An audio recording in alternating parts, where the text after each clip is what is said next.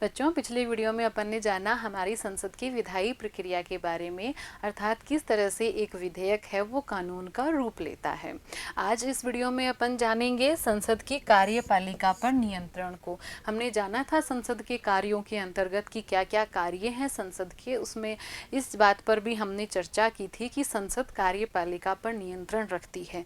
और क्यों नियंत्रण रखती है? ये संविधान के लोकतांत्रिक सिद्धांतों के अनुरूप है कि संविधान इस तरह का प्रावधान करता है कि सरकार के तीनों अंग एक दूसरे पर नियंत्रण रख के एक दूसरे की शक्तियों को संतुलित करें।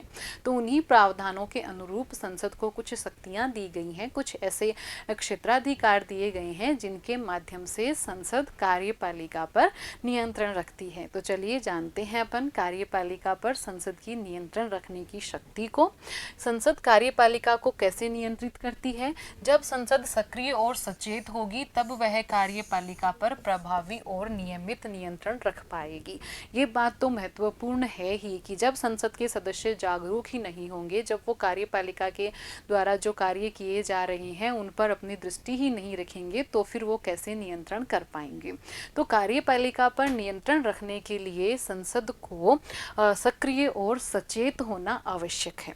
संसद द्वारा कार्यपालिका को नियंत्रित करने के लिए आवश्यक है कि सांसदों को जनप्रतिनिधियों के रूप में प्रभावी और निर्भीक रूप से काम करने की शक्ति व स्वतंत्रता हो। ये संसद है वो कार्यपालिका को नियंत्रित करे। इसके लिए क्या आवश्यक हो जाता है? इसके लिए आवश्यक हो जाता है कि संसद के जो जनप्रतिनिधि हैं वो प्रभावी और निर्भीक होकर काम कर सकें। इसके लिए हमारे संविधान में प्रावधान किए गए हैं कि संसद के अंदर व्यक्ति जब बोलते हैं, वाद विवाद करते हैं, बहस करते हैं, तो उस पर उनके खिलाफ कोई भी अनुशासनात्मक कार्यवाही नहीं की जा सकती। तो ये प्रावधान क्यों किए गए? ताकि संसद के सदस्य निर्भीक होकर, स्वतंत्र होकर अपनी बात कह सकें, अपनी बात रख सकें। देखते हैं अपन संसदीय नियंत्रण के साधन की किन किन साधनों से संसद है वो कार्यपालिका पर नियंत्रण रखती है। कौन कौन से वो तरीके हैं जिनके द्वारा संसद कार्यपालिका पर नियंत्रण रखती है। देखिए, बहस और वाद विवाद के द्वारा। बहस और वाद विवाद के अंदर एक आता है प्रश्नकाल और एक आता है शून्यकाल। इन दोनों के बारे में अभी अपन विस्तार से पढ़ेंगे। संसदीय नियंत्रण के साधन क्या है? अविश्वास प्रस्ताव है, वित्तीय नियंत्रण है और कानूनों की स्वीकृति या अस्वीकृति है। संसद है वो कानून को स्वीकृत कर सकती है, कानून को अस्वीकृत कर सकती है। पिछले वीडियो में जाना अपन ने कि किसी भी कानून को, किसी भी विधेयक को स्वीकृत कौन करता है? संसद करती है। बहस है, वाद विवाद है, वो मंच कौन प्रदान करता है? संसद प्रदान करती है। वित्तीय नियंत्रण भी संसद द्वारा रखा जाता है। लोकसभा की अपन ने शक्तियां पढ़ी थी जो वित्त विधेयक से संबंधित थी, तो उनके माध्यम से जो हमारी संसद है, हमारी लोकसभा है, वो कार्यपालिका पर नियंत्रण रखती है। देखते हैं अपन सबसे पहले प्रश्नकाल के बारे में। प्रश्नकाल के अंतर्गत क्या होता है कि सदस्य प्रश्न पूछते हैं और मंत्रियों को उनके जवाब देने होते हैं। जो सरकार के अंदर मंत्री हैं वो संसद के सदस्यों द्वारा पूछे गए प्रश्नों का जवाब देते हैं। और ये जो प्रश्नकाल का समय है ये सबसे ज़्यादा लोकप्रिय है। संसद के सदस्यों की उपस्थिति सर्वाधिक इसी काल के अंतर्गत होती है। बहस और वाद विवाद के अंतर्गत आता है। ये संसद का जो पहला घंटा है वो प्रश्नकाल है और इस समय सदन में सबसे ज़्यादा उपस्थिति रहती है, जैसे कि मैंने अभी आपको बताया। इस बहस के दौरान एक आधे घंटे की चर्चा और एक स्थगन प्रस्ताव, ये दोनों लोक महत्व के मामलों पर उठाए जाते हैं। शून्यकाल में संसद के सदस्य बिना किसी पूर्व सूचना के मंत्रियों से क्वेश्चन पूछते हैं, लेकिन मंत्रीगण उनका जवाब देने के लिए बाध्य नहीं है। तो इन प्रश्नों के उत्तर के माध्यम से हमारी संसद है वो उत्तरदायित्व सुनिश्चित कर लेती है, जवाबदेहिता सुनिश्चित कर लेती है हमारी कार्यपालिका के सदस्यों का। अगला अपन देखते हैं कानूनों की स्वीकृति या कानूनों की अस्वीकृति करके किस प्रकार संसद कार्यपालिका पर नियंत्रण करती है। कानूनों को मंजूर और ना मंजूर करने का अधिकार संसद के पास होता है कि कानून को मंजूर करें या कानून को ना मंजूर करें, ये अधिकार होता है संसद के पास में। विधेयक संसद की स्वीकृति के बाद ही कानून बन सकता है। कोई भी विधेयक कब बनेगा कानून? जब संसद उस पर स्वीकृति देगी, अर्थात संसद के दोनों सदन उस पर स्वीकृति देंगे। ये अपन ने जाना ही था पिछले वीडियो में बहुत अच्छे से। इस स्वीकृति के लिए शासक दल व गठबंधन के विभिन्न सदस्यों के बीच मोल तोल और समझौते होते हैं कि शासक दल है, अगर वो बहुमत प्राप्त दल नहीं है तो लोकसभा में भी जो गठबंधन के उसके दल हैं, अन्य दल हैं, उनके साथ मोल तोल होता है, समझौता होता है। दोनों सारे के सारे दलों की इच्छा के अनुरूप, उनकी सबकी बातों को, मांगों को संतुष्टि के अनुरूप उसमें आवश्यक परिवर्तन किए जाते हैं। ये बात ठीक है कि जब संसद में किसी एक दल को बहुमत प्राप्त होता है, लोकसभा में बहुमत प्राप्त होता है, तो एक सदन में अर्थात लोकसभा में उनका किसी भी अपने विधेयक को पारित करवाना आसान हो जाता है। लेकिन ऐसा आवश्यक नहीं है कि जिस दल को लोकसभा में बहुमत हो उसी दल को राज्यसभा में भी बहुमत हो। तो वहाँ पर भी बाद में सरकार को अपने किसी विधेयक को पारित करवाने के लिए जोड़ तोड़ करने पड़ते हैं, रियायतें देनी पड़ती हैं।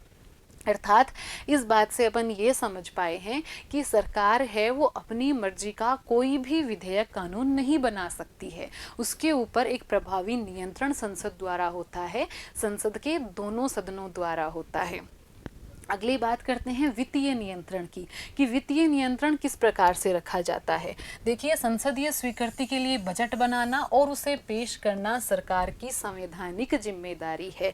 कि संसदीय स्वीकृति, बजट बनाने जो बजट प्रस्तुत किया जाता है, आपने अखबार में पढ़ा होगा कि हमारी राज्य सरकार के द्वारा भी, केंद्र सरकार के द्वारा भी साल में एक बार बजट बनाया जाता है। उस बजट के अंतर्गत ब्यौरा होता है, जो भी आय व्यय हो रही है सरकार की, मतलब कि सरकार की आय कितनी हुई, सरकार का व्यय कितना होना है, और किन किन बातों पर, किन किन मुद्दों पर, किन किन योजनाओं पर, किन किन विभागों पर सरकार कितना व्यय करने वाली है।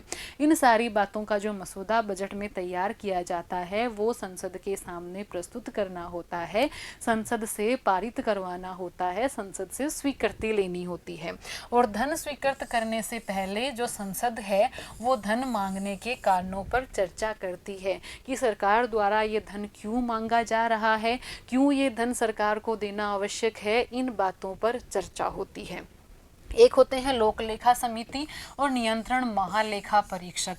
ये हैं संसद के द्वारा ही इनका गठन किया जाता है और ये धन के दुरुपयोग की जांच करते हैं। मतलब सरकार द्वारा जितनी भी धन को व्यय किया गया है, खर्च किया गया है, जितनी भी आय हुई है, सारे आय व्यय का लेखा जोखा है, उसकी गहनता से जांच इनके द्वारा की जाती है।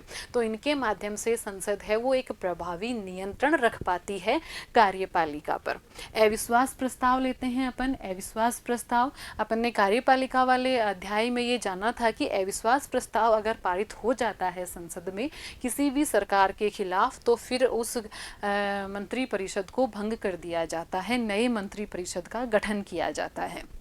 देखते हैं, लोकसभा मंत्रिमंडल को अविश्वास प्रस्ताव पारित करके हटा सकती है। किसी भी मंत्रिमंडल के खिलाफ अविश्वास प्रस्ताव पारित होते ही या मंत्रिपरिषद के किसी एक मंत्री के खिलाफ भी अविश्वास प्रस्ताव पारित होते ही संपूर्ण मंत्रिमंडल विघटित हो जाता है।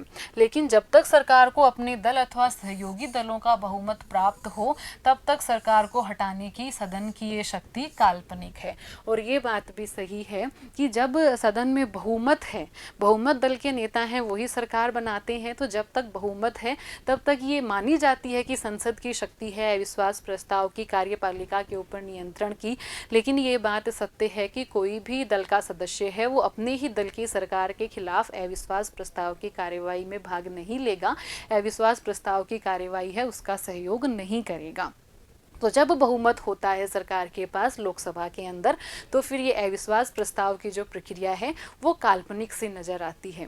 आगे अपन देखते हैं संसदीय समितियां क्या होती हैं। संसदीय समितियां, जब अपन ने ये जाना था एक वीडियो के अंदर, ये पढ़ा अपन ने कि किस तरह से कानून बनाए जाते हैं, उसमें ये बात आई थी कि सदन में चर्चा होने के बाद उस विधेयक पर संसदीय समिति को सौंप दिया जाता है वो विधेयक, और वो सारी की सारी छानबीन खोजबीन करती है है और उसकी रिपोर्ट के आधार पर बाद में सदन में मतदान होता है उस विधेयक पर। तो ये संसदीय समितियां क्या हैं?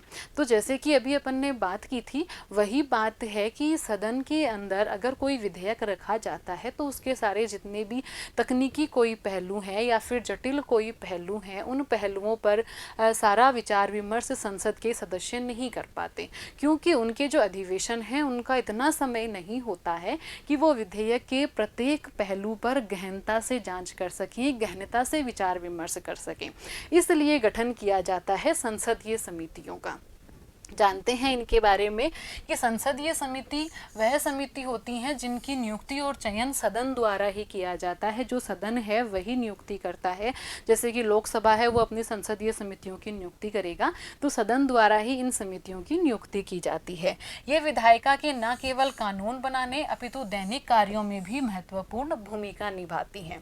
संसद केवल अधिवेशन के दौरान ही बैठती है और उनके पास सीमित समय होता है, तो कानून बनाने के लिए गहन जांच की जरूरत होती है और ऐसे में संसदीय समितियां हैं वो इन पर गहन जांच करती हैं और सामान्यतः संसद समितियों की जो रिपोर्ट है वो संसद में स्वीकार भी कर ली जाती है। काम क्या क्या है संसदीय समितियों के? कानून बनाने के लिए संबंधित विषय की गहन जांच पड़ताल करना, विभिन्न मंत्रालयों की अनुदान मांगों का अध्ययन करना कि विभिन्न मंत्रालय हैं वो मांग करते हैं धन की, तो उन अनुदान मांगों का अध्ययन भी ये संसदीय समितियां करती हैं। विभिन्न विभागों द्वारा किए गए खर्चों की जांच करती हैं, भ्रष्टाचार के मामलों की पड़ताल करती हैं और भी बहुत सारे महत्वपूर्ण विधेयक हैं वो संसदीय समितियों को भेजे जाते हैं जिनकी ये गहन जांच पड़ताल करती हैं। जैसे कि अभी बताया था मैंने, संसद अक्सर समितियों द्वारा किए गए काम में छिटपुट बदलाव करके उन्हें मंजूरी दे देती है। संसदीय, अब देखिए अगला, संसदीय समितियां अपन ने जाना कि क्या हैं संसदीय समितियां और किस प्रकार से वो सरकार के काम में सहयोग प्रदान करती हैं। क्योंकि जो हमारे संसद के सदस्य हैं चुने हुए, वो इतना अधिक गहनता से किसी भी विधेयक का तकनीकी विश्लेषण नहीं कर पाते, तो इसलिए संसदीय समितियों का होना आवश्यक हो जाता है। अगला अपना टॉपिक है कि संसद स्वयं को कैसे नियंत्रित करती है।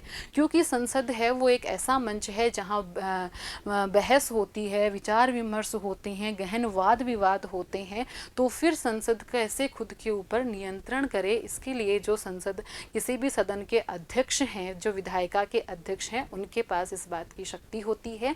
वो अनुशासनात्मक ढंग से सदन के संचालन की जिम्मेदारी रखते हैं। देखिए, सदन के अध्यक्ष विधायिका की कार्यवाही के मामले में सर्वोच्च अधिकारी होते हैं।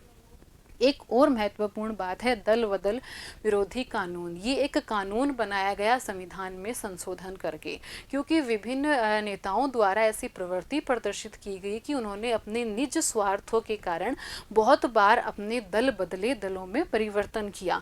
तो इसलिए दल बदल क्या है कि यदि कोई सदस्य अपने दल के नेतृत्व के आदेश के बावजूद सदन में उपस्थित न हो या दल के निर्देश के विपरीत सदन में मतदान करे या स्वेच्छा से दल की सदस्यता का त्याग पत्र दे दे, तो ये सारी की सारी बातें दल बदल के अंतर्गत आती हैं।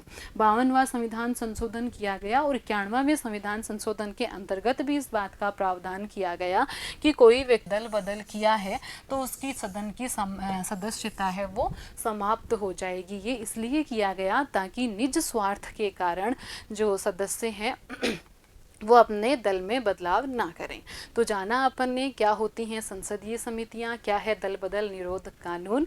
अब लेते हैं सवाल कि प्रश्नकाल से आप क्या समझते हैं। प्रश्नकाल एक संसद द्वारा कार्यपालिका पर नियंत्रण करने का एक साधन है, एक तरीका है, इसके बारे में आपको बताना है। संसदीय समितियां क्या क्या कार्य करती हैं, इम्पोर्टेंट क्वेश्चन है। अभी अभी अपन ने जाना कि कितने महत्वपूर्ण कार्य संसदीय समितियों द्वारा किए जाते हैं। धन्यवाद।